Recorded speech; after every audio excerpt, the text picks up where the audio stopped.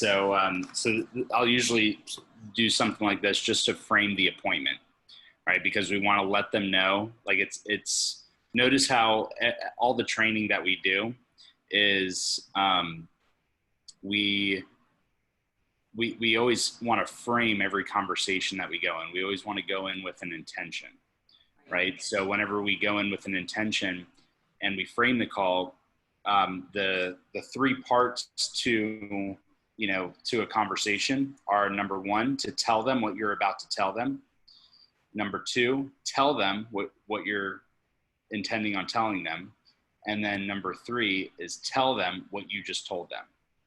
Right. So you've probably heard that before if you've, read books about public speaking and, how to have masterful conversation and stuff like that. It's all about starting off with a powerful frame, telling them what you want to tell them, and then ending the conversation by recapping and setting an intention for the next step. So by the end of this appointment, let me put this a little bit more concisely for you. So, the first intention is to understand their story and goals. Number two is the site visit. Take great notes and pictures, and I'll show you exactly how to do that. Number three is to set the next appointment for you to discuss pricing, etc.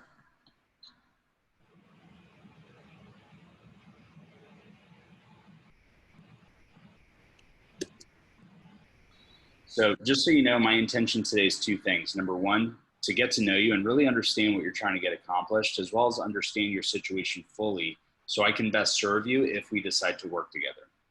And number two, to take some good notes and pictures of your home. So after this, I can go back to my office, crunch some numbers, and do some research. And from there, we'll have a deeper conversation about what to expect when it comes time to sell your home. Sound good?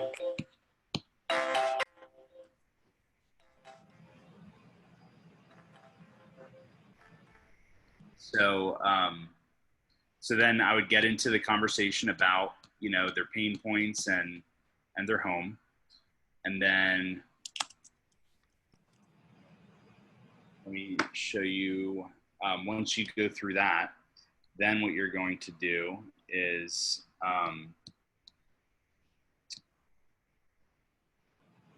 you're going to use this.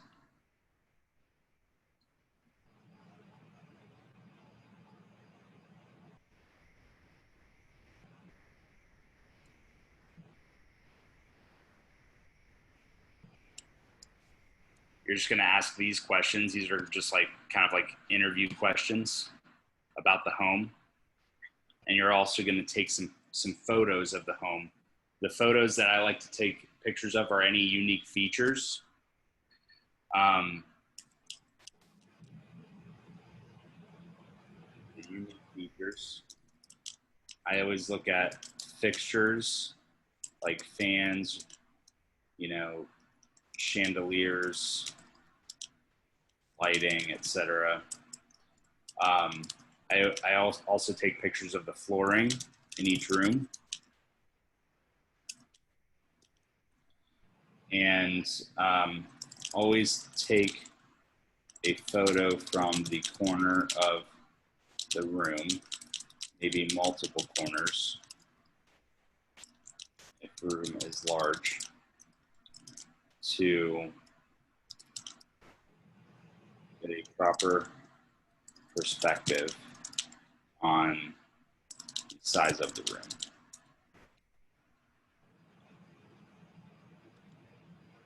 So here's basically, the information that I come prepared with. So the property card, which is, so you got the name of the client right here, and I'll usually create like a Google document, just like this, and I'll actually put all of their stuff into the document. So What's the address on this one? 10100 Southwest Oak Tree Circle. So I'm going to go to the property appraiser site. So you said 10100. Southwest. No, it's 10100 Southwest. Southwest Oak Tree Circle. So I'm going to take the property card, print the property card.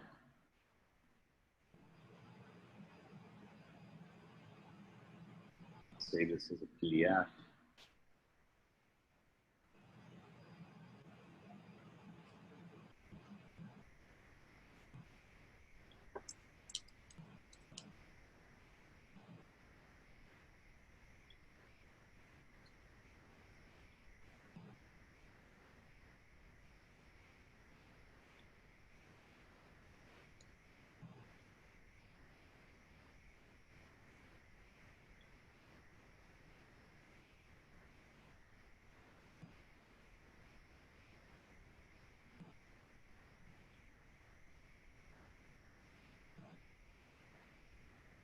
So the property card, you get that information on the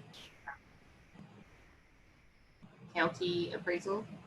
Yeah, PASLC, Property Appraiser St. Lucie County .org. And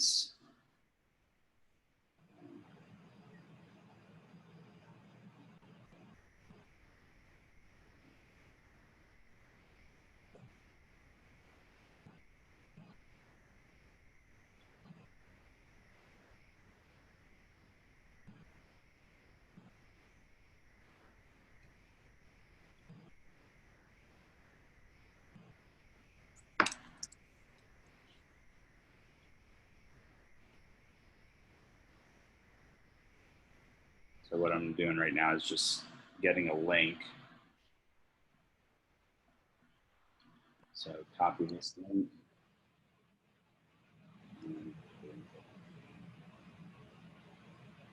The RPR report, I'll usually attach that after I do my site visit, and also the seller's report from Ylopo. I'll do that after the site visit as well.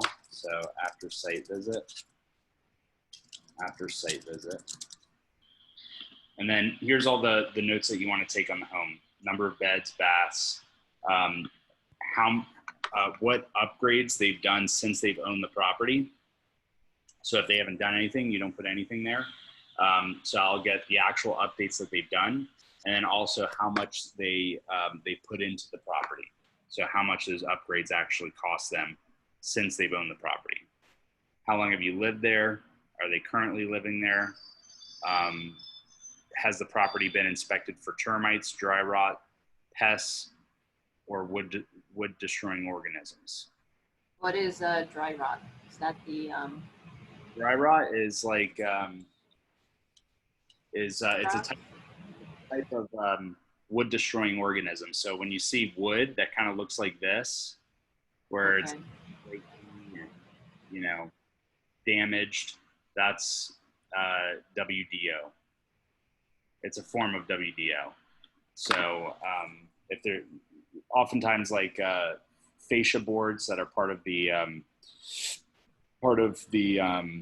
roof, those are very common to get dry rot. The reason why this is important, by the way, is if there's any dry rot anywhere on the property, FHA or VA will not close on the loan.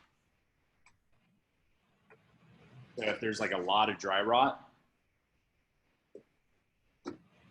or even if there's any dry rot that I see, I'll just point it out to the seller and say, hey, just so you know, some of the best buyers out there are FHA and VA buyers. They tend to, purchase properties for higher prices. And so do you want to open up your property to, to those buyers that are paying the most amount of money for properties? Yes. Okay. Well, just so you know, if the FHA appraiser or the VA appraiser sees this dry rot, they're not going to close on the loan unless it's fixed. So you have two choices. You could either take the risk that they either don't see it, or you get a buyer that's not FHA, or you just take care of it. What are you open to doing? Okay. So dry rot is another form of wood destroying organism. So they're similar to termites? No. So dry rot's actually like a fungus. Fungus. Yeah. And so it is considered a wood destroying organism just because it does destroy the wood, but it's not a termite because it's not like a termite is more of like a pest that, or like it's an insect that will, like, eat into the wood. Termites are a lot worse than dry rot because termites can tear a piece of wood up way quicker than dry rot. Dry rot has to grow. It also has to be in the right environment for growth, especially if it's humid or if there's a leak somewhere, then that can feed into the dry rot. But generally, dry rot is kind of a slow process.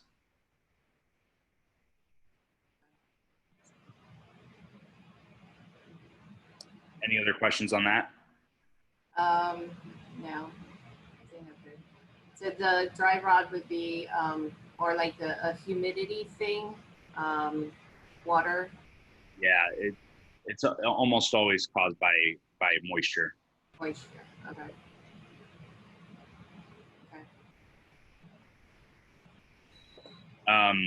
Next question is the property currently homesteaded? The reason why that's important is because if it's not homesteaded, their taxes are going to be higher, right? So it might be difficult to get a qualified buyer at a higher price if their taxes are higher, because taxes are paid every year. And whenever somebody qualifies for a loan, they have to qualify with the higher taxes, which could eat into their buying power. And so if the property is homesteaded, their opportunities, better. Now, by the way, there's nothing that they could do about it if they're not homesteaded. The only way to homestead it is they have to actually live in the property as their primary residence, and they also have to file their homestead. But it's just something that I like to know. It is something that we could also see on the property appraiser's website. So if we go back here and go to SLC tax collector's office, we can actually see their tax bill. So their 2019 bill was $3459.72. And down here, if they have a homestead exemption, then you're going to see this exemption right here. So, so they do have a homestead exemption, but I always like to just ask them as well, just to have that be a part of the conversation. Okay. It's 10 o'clock. So the next question is, does the property have fitted storm shutters or impact windows? The reason why I like to ask that question is because, and by the way, I'm recording all of this, so I'll send you the recording once we're done. Okay. The reason why I like to ask that is if they do not have complete storm protection on the home, doors, garage doors, and windows, then they do not qualify, the buyer will not qualify for the wind mitigation credit on their homeowner's insurance, which could also eat into their buying power.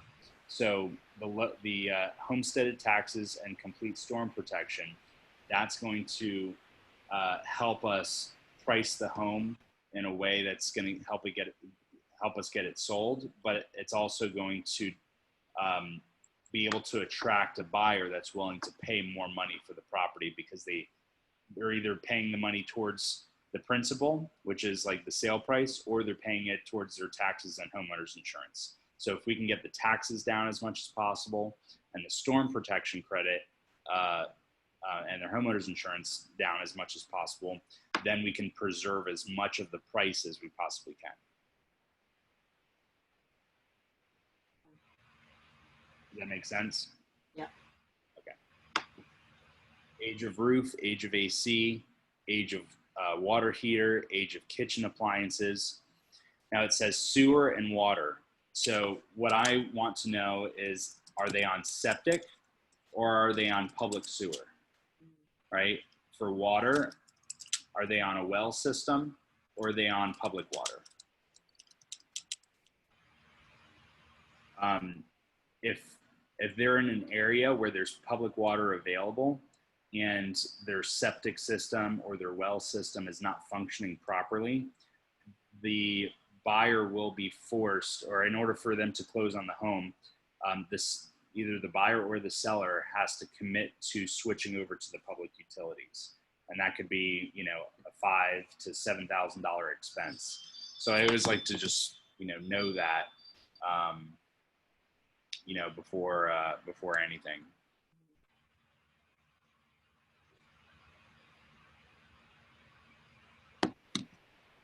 Do they have a survey for the property? Most of the time they won't. If they keep really good records, then they will.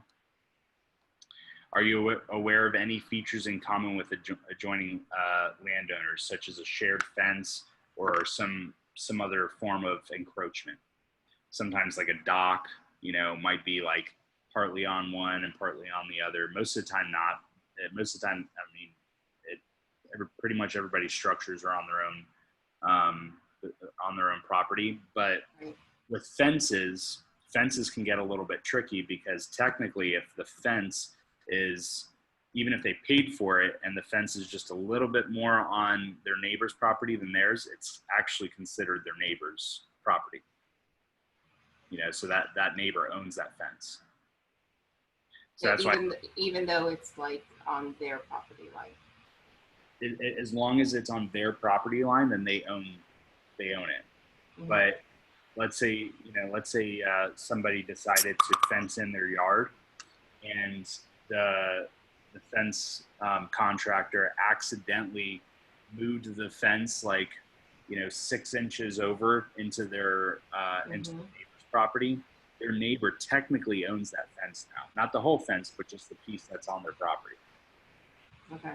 Right. So that's why I always like to just know if there's a shared fence or not. Not that, and that actually does happen all the time, but it's usually not a big deal. Okay. Yeah, the title company would just have an exemption for that particular encroachment. Okay. Are there any unpermitted structures or features on the property? So this would be like an unpermitted bathroom, even like an unpermitted hot water heater. Like that's really prevalent here in Port St. Lucie, because there's a lot of plumbers that will install a water heater for $700-800, and they just won't pull the permit because, you know, they don't want to deal with the city. But it is, you know, technically an unpermitted structure at that, or an unpermitted appliance at that point. Yeah. Unpermitted structures could also be like, could actually be fences. If there's a fence that was put up without a permit, technically the city can come in and they can ask for that fence to be taken down. A shed, you know, if a shed is not permitted, some sheds are acceptable, but there's other sheds that, you know, especially if there's like electrical and any sort of plumbing, those definitely have to be permitted. So anything that's unpermitted could potentially get in the way of successfully closing on a deal, depending on the type of structure that it is. Like we had a listing that we sold about 6 months ago, and it was a 4-bedroom, 2-bath home, but they built an extra bathroom in the garage that was unpermitted. We couldn't accept. We actually got an offer that was like $15,000 more than the offer that they ended up accepting, but they couldn't accept that other offer because it was FHA. Oh, so FHA won't allow anything that's unpermitted. Correct. Cash or conventional, pretty much anything goes.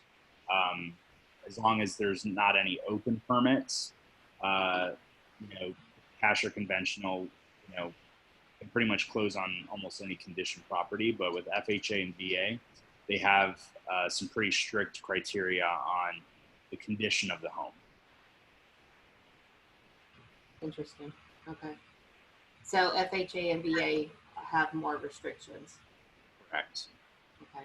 But they pay more on average than a conventional or cash buyer. What do you mean that they pay more? So if you look at the median sale price of a cash buyer, cash buyers generally buy homes for less price. Mm-hmm. And think about the reason why. There's certainty in cash. There are no contingencies. Mm-hmm. So when somebody says, hey, I'm going to give you a cash offer, they don't have to worry about what the bank's going to say because cash is already there. Right. So in exchange for that certainty to the seller, the buyer that's cash will say, hey, I'm going to give you a for sure deal, but I want a little bit better of a price. And most sellers will actually do that. And on average, cash buyers will end up buying homes for less price than any other type of buyer. The second type of buyer that pays more than cash but less than FHA and VA is conventional. People that qualify for conventional loans generally have better credit, generally better income, so they're just more for sure loans, right? They just close at a higher rate. VA loans are also really good, and they do close at a higher rate. However, VA loans also, the only reason why they don't go through is because of the condition of the property. And for a seller to accept a VA offer, there's less certainty than a conventional offer. And so where there's less certainty, there's, the seller demands more price. Where it's like, hey, I'm willing to take the risk on you, but I want a higher price. And so that's the overall psychology dynamic of buyer and seller working together. And, cash buyers end up, paying the least amount for their properties. FHA buyers, which carries the most risk, not necessarily because of the actual buyer, but just, for FHA buyers, they're putting only 3.5% down. So generally their financial means are not as good as a conventional buyer that's putting 10 or 20% down. And there's also those conditions in terms of the condition of the home, right? So FHA and VA, the home has to have be in a certain condition, like, all the appliances have to be there, has to have a working AC, whereas cash and conventional, it doesn't matter if it doesn't even have to have an AC. That they could have the whole house, ripped out, and a cash or conventional loan will still close. Right. But FHA, they want to make sure that if they're backing their mortgage, they want to make sure that they're also putting their collateral on a house that's already livable, right? So that's kind of their perspective as the lender, or as the entity that's backing the financial instrument. So FHA and VA, so cash. If somebody accepts a cash offer as a seller, if they accept a cash offer, most likely it's going to be the least amount of money, but the most amount of certainty. Conventional, it's going to be a little bit more money than cash, but a little bit less certainty. VA, it's going to be a little less certainty, a little bit more money than conventional. FHA is even less certainty, but even more money. So you see how there's kind of like that as certainty gets high, price gets low. Right. Yeah. Okay. So, so once you have all this information, take the photos, then what we'll do is we'll do our comp analysis, and that's where we'll put together the RPR report, which is basically the report that we use to show them the comps and the value of the home and everything like that. And then I'll also show you how to pull that seller's report from YLOBO. Okay. You need the inside. You Right. need pictures of every room. The fans, the flooring. If there's any defects that you see, like any holes in the wall, take a picture of that. Make sure you notate which room that is. Okay. So what I like to do is I'll usually pull up Google Docs on my phone and then just take pictures, and I'll just store it right into the Google Doc. And If they ask any questions about the value of the home, I wouldn't even give them an estimate, because if somebody said, "Oh, just give me a ballpark," I won't hold you to it. Like you'll hear that all the time, right? right. But what I say is, yeah, I totally appreciate that. That's important to you, and because that's so important for you guys, I really want to make sure that I'm not being remiss as your potential agent. And so I really want to do my research, crunch the numbers, and instead of giving you a ballpark, I really want to give you some very realistic expectations based on my extensive research and notes that I took on the property. But I'll crunch those numbers over the next day or two, and in our next conversation, I'll give you with 100% of my certainty what I believe your house will sell for. Take control of the conversation. Say, hey, thanks so much for that. I'm really looking forward to checking out your house. Before we do that, I'd love to just spend a few minutes just getting to know you better and really understanding what your goals are, so that if we decide to work together, I can best serve you. The reason why the commission checks are so big in real estate is because the certainty is so low. Mm-hmm. Going back to that philosophy of when certainty is high, the money is low, Right. but when certainty is low, the money is high. That's Right. why it can be a very lucrative business, because the certainty is very low. Mm-hmm. But the certainty that we have to meet it with is the certainty that we're going to continue showing up and continue staying committed to the activity.